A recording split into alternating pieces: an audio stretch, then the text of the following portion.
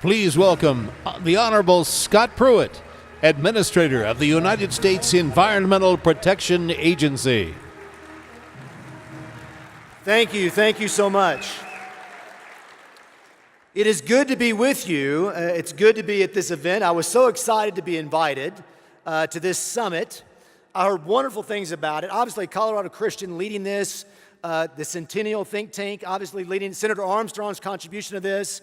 It is wonderful to be here to talk about the advancing of the Trump agenda with respect to the EPA, and I'm looking forward to spending some time with you tonight. I first want to say that we should recognize once again the commitment of those military families, the sacrifice of our armed forces across the globe, advancing liberty and freedom for the sake of this country, but the entire world. We should recognize that again and celebrate that this evening. I know you already have, but I think we should celebrate that again this evening. In fact, as you know, just this week, we celebrated the 74th anniversary of D-Day. And as we think about the sacrifice that those men and women made back then, remember the words of President Reagan on the 40-year anniversary in 1984. He said this: "These are the boys of Point du Hoc. These are the men who took the cliffs. These are the champions who helped free a continent. These are the heroes who helped end a war." We do it better than anybody in the world. We sacrifice consistently for freedom. This president is leading transformative change in Washington, D.C., not only to advance the economy, but we are safer today because of President Trump, and we're more prosperous today, and we're prosperous and more safe because of the commitment, the sacrifice, the leadership of these families that serve us, these military families and these soldiers across the globe, and we should celebrate that. So it's good to be with you tonight. You know, there are certain times in history, as you're living them, that you know you're living in a very key and consequential time. Certain epics, certain times. In fact, you know, oftentimes I look back to the founding generation and wonder what it might have been like to live during that time. You know, to be a part of the founding of this country. And sometimes I get nostalgic about that. I'm not sure about you, but I've often wondered what it would have been like to live at that time and be about the founding of this country. There's actually a verse in Ecclesiastes: "Do not say, why were the old days better than these? It's unwise to say such a thing." And when you think about that verse, the reason I think it's significant is because God places the responsibility on us in our time to advance liberty and freedom, just like we did at the commencement, at the start of our country, the founding of this great experiment. And I will tell you that as President Trump asked me to serve in this position, and as I began serving at the EPA, we are living a transformative change in Washington, D.C. right before our very eyes, and great things are happening at the agency that's much different than what's happened the last several years. And I'd like to talk to you tonight about some of those things that we're seeing that are making a difference and how we're doing business differently. The first thing I would say to you, after all, the EPA is in the executive branch. Our focus should be on enforcing the laws as passed by whom? Congress. We shouldn't pinch it for Congress. It's fifth grade civics that an executive branch agency should only take the statute and administer the statute consistent with rule of law. That didn't happen under the past administration. In fact, we saw several examples of where the past administration pinch hit, made things up, and created great uncertainty in the marketplace and created harm on our economy. An example of that is the Waters of the United States rule. Jeff just made reference to that. I don't know how familiar you are with the Waters of the United States rule, but a rule that the previous administration adopted to redefine what a water of the United States is under the Clean Water Act. And that made me sound kind of benign, but it's not. Because when you define a water of the United States as a puddle, a dry creek bed, an ephemeral drainage ditch, that means as you build subdivisions, that means as you do farming and ranching, that means as you do oil and gas, as you use land from a private property ownership, your first stop for permission on using your own land was going to be Washington, D.C. That rule from 2015 was not about water quality. It was about power. It was about the power of Washington, D.C. It was about centralizing power at the EPA and saying to private property owners in Colorado, in states across the country, check in with us first before you use your own land as you've always done. In fact, I was in Salt Lake City last year with a member of the Army Corps of Engineers and with the governor of Utah, and I was standing outside of a subdivision that was being built, and this Army Corps of Engineers representative pointed to an ephemeral drainage ditch, and he said, "Scott, that is a water of the United States." And I looked back at him and I said, "It's not going to be anymore." Because as you think about that rule, we're going to fix that. In fact, I'll tell you, on February 28th of last year, the president signed an executive order instructing me to fix that Wires of the United States rule. And within 10 minutes of him signing that executive order, we began the process. And so this year, the Wires of the United States rule is going to go away from 2015, and we're going to provide a new definition, recognizing the importance of private property ownership, recognizing the role of the states, recognizing that land use decisions in this country need to be respected, and that shows you the commitment to rule of law by this president and by this administration. But there are other examples. Jeff mentioned the Clean Power Plan, the so-called Clean Power Plan that tried to regulate power generation in this country, reimagine an authority. It was a declared war on fossil fuels, a declared war on coal. Now think about that for a second. An agency of the federal government declaring war on a sector of your economy.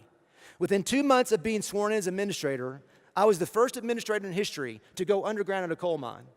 I went underground in Pennsylvania. If you've never done that, it's kind of claustrophobic. But I was 1,100 feet down, 3 miles in. And as I went into that coal mine, that long wall coal mine, there was about 40 coal miners that were on the job that day.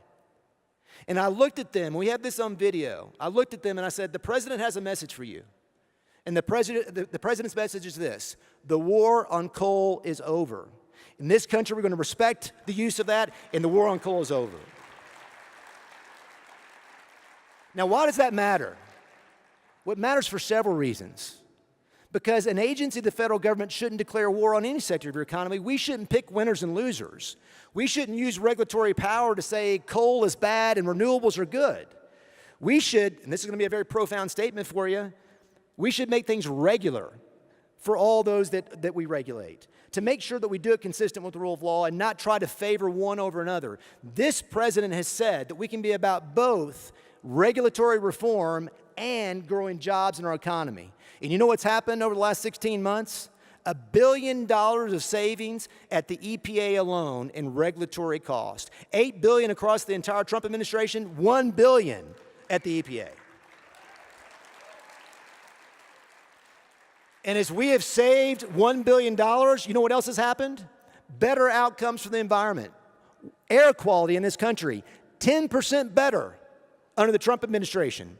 Those Superfund sites that we regulate, those sites that have some of the most egregious pollution from lead to dioxin that is embedded in the soil and sometimes in water bodies and streams and rivers, we took off 3 times the number of sites last year from that Superfund list. This year, we're going to do 10 times the number from the previous administration. We are making great progress cleaning up the environment, improving air quality, and we as a country have nothing to be apologetic about to the rest of the world on how we do business in growing jobs and advancing the environment. Jeff made reference, yes, and we should celebrate that.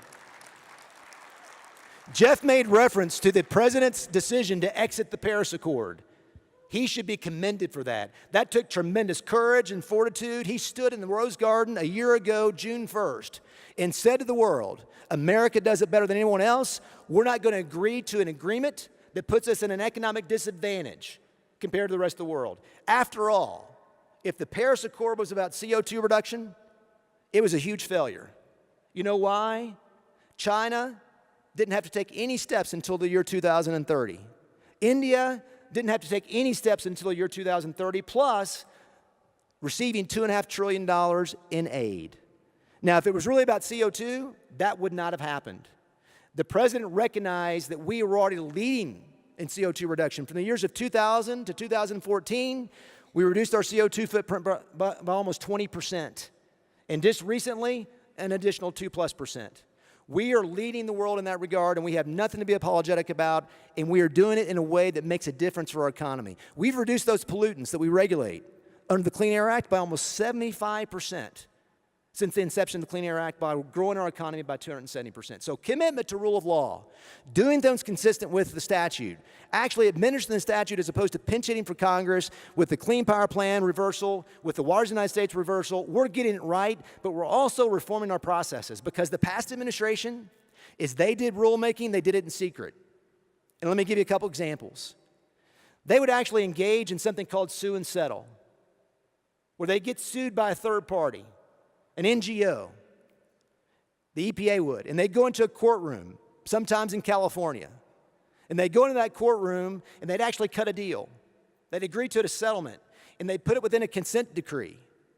And then they'd go to the rest of the country and say, this is now your obligation based upon this settlement that took place in a courtroom in California when states weren't represented and stakeholders weren't represented. It was called sue and settle. And it bypassed the regulatory process altogether. Last year, I ended that practice at the agency. I said the days of sue and settle are over. Regulation through litigation is over. We're going to do things the right way.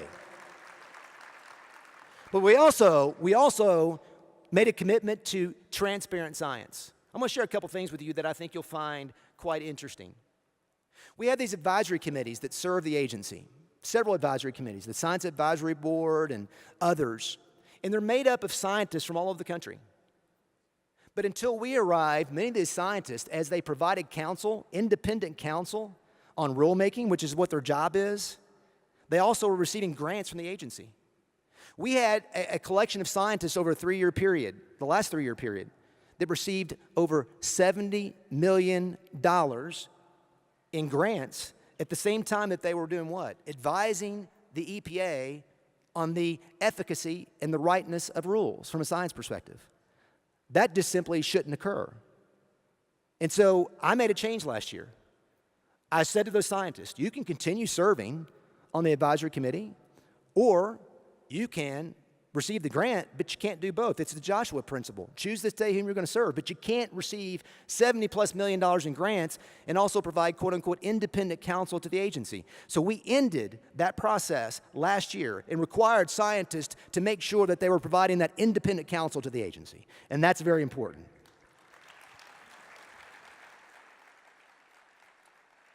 But another step we took with science transparency, I think is even more impactful. I asked my team when I came in this position, I said, go back over the last 10 years or so and look at the major rules that we've adopted, whether it's the Clean Power Plan or others, and who did the science. Find out who did the science. And 75% of the time, the folks that did the science that were an underpinning of the rule were done by third parties outside the agency, not even scientists at the agency, 75% of the time. That's wrong in and of itself, but here's the kicker. As they did the science, they would send the conclusions to the agency. And the agency would publish the findings, the summary, as a part of the rulemaking, but they wouldn't publish the methodology or the data. So it's like I wasn't very good at math, and my teacher always said to me, Scott, you can give me the answer, but you got to show me the work. And sometimes I didn't like to do that. But I will tell you, that's exactly what we changed to the agency. I said to our scientists in-house, I said, you know what, we should be doing more science in-house to begin with. But as we use third parties to provide scientific review for us, we're going to require something new. Not only are they going to provide the findings, they're going to give us the data, they're going to give us the methodology, so people can know whether what they've drawn right conclusions. They're going to show us the work.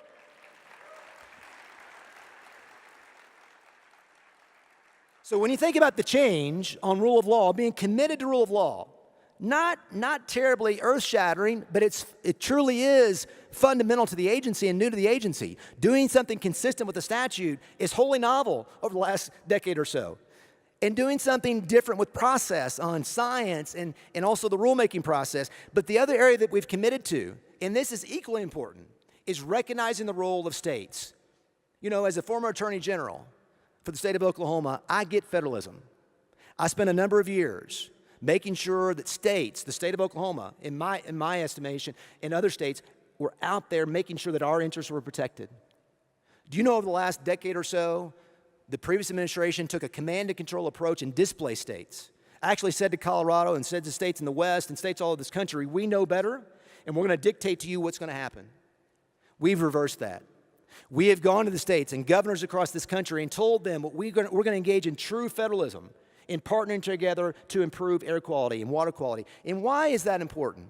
Because you know this. A one-size-fits-all strategy with respect to these issues does not work. The water in Utah, water issues in Utah are different than water issues in Minnesota. Utah is the second most dry state in the country. Minnesota's not. Air quality issues on the West Coast are different than what they are in the Southeast.